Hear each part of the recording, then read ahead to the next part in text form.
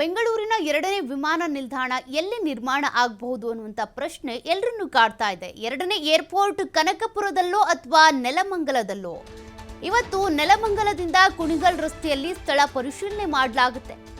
ಕೇಂದ್ರ ವಿಮಾನಯಾನ ಪ್ರಾಧಿಕಾರ ತಂಡದಿಂದ ಅಧ್ಯಯನ ನಡೆಸಲಾಗುತ್ತೆ. ಈಗಾಗಲೇ ಕೇಂದ್ರದಿಂದ ಒಂದು ತಂಡ ಬಂದು ಹೋಗಿತ್ತು, 3 ಸ್ಥಳಗಳನ್ನು ಗುರುತಿಸಿದ್ದು ಆಗಿದೆ. ಬಟ್ ಯಾವ್ಯಾವ ಸ್ಥಳದಲ್ಲಿ ಯಾವ ರೀತಿ ಅನುಕೂಲ ಆಗುತ್ತೆ ಅನ್ನೋದನ್ನ ನೋಡಬೇಕಿದೆ. ಹೀಗಾಗಿ ನೆಲಮಂಗಲ ಟು ಕುಣಿಗಲ್ ರಸ್ತೆಯಲ್ಲಿ ಇವತ್ತು ಪರಿಶೀಲನೆ ಮಾಡ್ತಾರೆ. ಕೇಂದ್ರ ವಿಮಾನ ಪ್ರಾಧಿಕಾರ ತಂಡದಿಂದ ಅಧ್ಯಯನ ನಡೆಯುತ್ತೆ.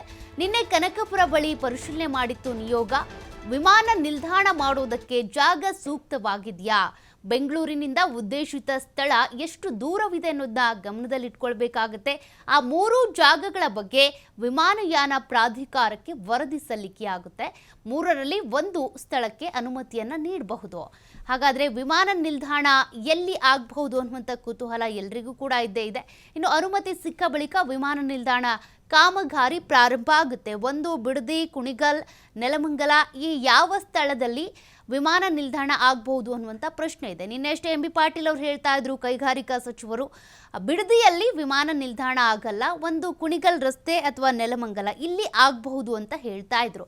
ಬಟ್ ಅಲ್ಲಿ ಒಂದು ವೈಮಾನಿಕ ಸಮೀಕ್ಷೆಯನ್ನ ಮಾಡಬೇಕಾಗುತ್ತೆ. ಜೊತೆಗೆ ಅಲ್ಲಿ ವಿಮಾನ ಹಾರಾಟಕ್ಕೆ ಯಾವ ರೀತಿ ಅನುಕೂಲವಾಗಿದೆ, ಲ್ಯಾಂಡ್ ಆಗೋಕೆ, ಟೇಕ್ ಆಫ್ ಆಗೋಕೆ, ಮತ್ತೆ ಅಲ್ಲಿನ ವಾತಾವರಣ ಯಾವ ರೀತಿಯಾಗಿ ಸೂಕ್ತವಾಗಿರುತ್ತೆ ಅನ್ನೋದನ್ನ ನೋಡಬೇಕಾಗುತ್ತೆ. ಮತ್ತೆ ಇಲ್ಲಿ ವಿಮಾನಗಳ ಹಾರಾಟದ ಸಂದರ್ಭದಲ್ಲೂ ಕೂಡ ಅಲ್ಲಿ ಒತ್ತಡ ಆಗಬಾರ್ದು, ದಟ್ಟಣೆ ಆಗಬಾರ್ದು. ರಸ್ತೆಯಲ್ಲಿ ಹೇಗೋ ಅದೇ ರೀತಿಯಾಗಿ ವೈಮಾನಿಕ ಸಮೀಕ್ಷೆಯಲ್ಲೂ ಕೂಡ ಅದೇ ರೀತಿಯ ರಿಸಲ್ಟ್ ಬರಬೇಕಾಗುತ್ತೆ. ಅದೆಲ್ಲದಕ್ಕೂ ಸಂಬಂಧಪಟ್ಟಂತೆ ವಿಮಾನಯಾನ ಪ್ರಾಧಿಕಾರ ತಂಡದಿಂದಾನೇ ಎಲ್ಲ ಮಾಹಿತಿಯನ್ನು ಸಂಗ್ರಹಣೆ ಮಾಡ್ತಾರೆ.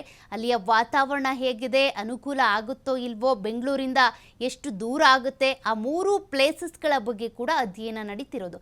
ನಿನ್ನೆ ಕನಕಪುರದಲ್ಲಿ ಪರಿಶೀಲನೆ ಆಗಿತ್ತು. ಇವತ್ತು ಇಲ್ಲಿ ಕುಣಿಗಲ್ ಟು ನೆಲಮಂಗಲವರೆಗೂ ಒಂದಷ್ಟು ಪರಿಶೀಲನೆಯನ್ನು ಮಾಡಲಾಗುತ್ತೆ. ಆ ಜಾಗ ಎಷ್ಟು ಸೂಕ್ತವಾಗಿರುತ್ತೆ, ಈ 3 ಜಾಗಗಳಲ್ಲಿ ಯಾವುದು ಬಹಳ ಸೂಕ್ತ ಆಗುತ್ತೆ, ಎಲ್ಲ ಜನರಿಗೂ ಅನುಕೂಲ ಆಗೋ ರೀತಿಯಾಗಿ. ಒಂದು ಕೆಂಪೇಗೌಡ ಅಂತಾರಾಷ್ಟ್ರೀಯ ವಿಮಾನ ನಿಲ್ದಾಣದಿಂದ ಈ ಒಂದು ಎರಡನೇ ಏರ್ಪೋರ್ಟ್ಗೆ ಎಷ್ಟು ದೂರ ಆಗಬಹುದು, ಅದೆಲ್ಲದಕ್ಕೂ ಸಂಬಂಧಪಟ್ಟಂತೆ ಒಂದಷ್ಟು ಮಾಹಿತಿಯನ್ನು ಕಲೆ ಹಾಕಿ ಕೇಂದ್ರ ಸರ್ಕಾರಕ್ಕೆ ಈ ಒಂದು ಅಧ್ಯಯನದ ವರದಿಯನ್ನು ಕೊಡ್ತಾರೆ. ಅದಾದ ನಂತರ ಯಾವ ಜಾಗದಲ್ಲಿ ವಿಮಾನ ನಿಲ್ದಾಣ ಆಗಬಹುದು, ಅದಕ್ಕೆ ಒಪ್ಪಿಗೆ ಸಿಗಬಹುದು ಅನ್ನುವಂಥ ಪ್ರಶ್ನೆ ಇದೆ. ನಂತರದಲ್ಲಿ ಕಾಮಗಾರಿ ಕಾರ್ಯಗಳು ಶುರುವಾಗ್ತವೆ. ಇವತ್ತು ಪರಿಶೀಲನೆ ನಡೀತಾ ಇರುವಂಥ ದೃಶ್ಯಗಳನ್ನ ಗಮನಿಸ್ತಿದ್ದೀರಾ. ಮತ್ತಷ್ಟು ಡೀಟೇಲ್ಸ್ ಕೊಡ್ತಾರೆ ಪ್ರತಿನಿಧಿ ಶಿವಕುಮಾರ್. ಈಗಾಗಲೇ 3 ಜಾಗಗಳನ್ನ ಗುರುತಿಸಲಾಗಿದೆ ಎರಡನೇ ಏರ್ಪೋರ್ಟ್ಗಾಗಿ.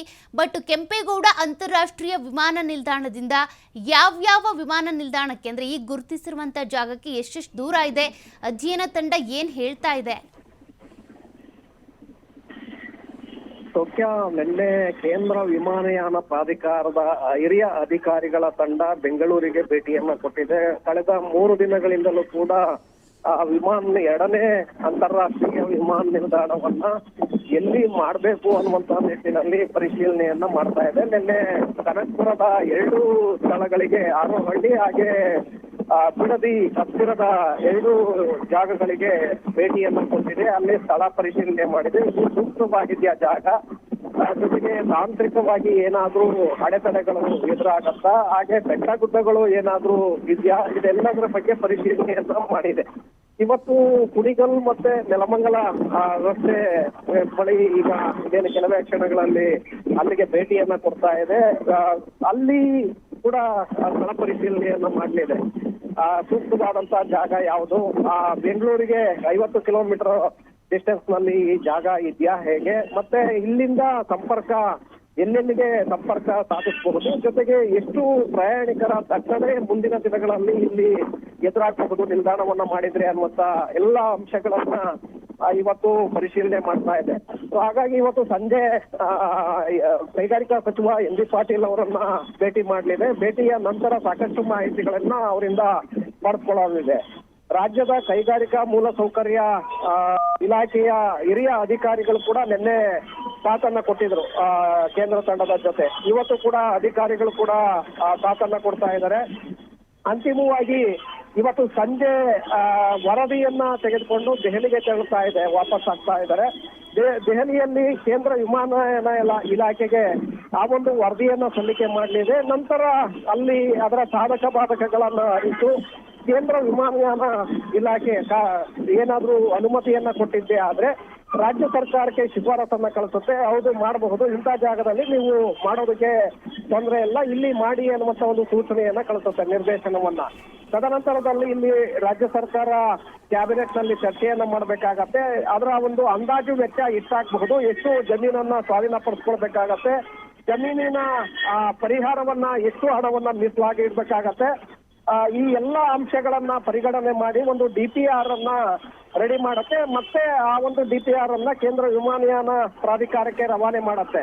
ಅಲ್ಲಿ ಮತ್ತೆ ಅದಕ್ಕೆ ಅನುಮತಿ ಸಿಕ್ಕ ನಂತರ ಇಲ್ಲಿ ಕೆಲಸಗಳ ಕಾಮಗಾರಿಗಳು ಪ್ರಾರಂಭವಾಗತ್ತೆ. ಅನುಮತಿ ಸಿಗದೆ ಹೋದ್ರೆ ಮತ್ತೊಂದು ಬೇರೊಂದು ಸ್ಥಳವನ್ನ ಪರಿಶೀಲನೆ ಮಾಡ್ಬೇಕಾಗತ್ತೆ. ಸೌಖ್ಯ. Okay, thank you Shivakumar ಡೀಟೇಲ್ಸ್ಗೆ.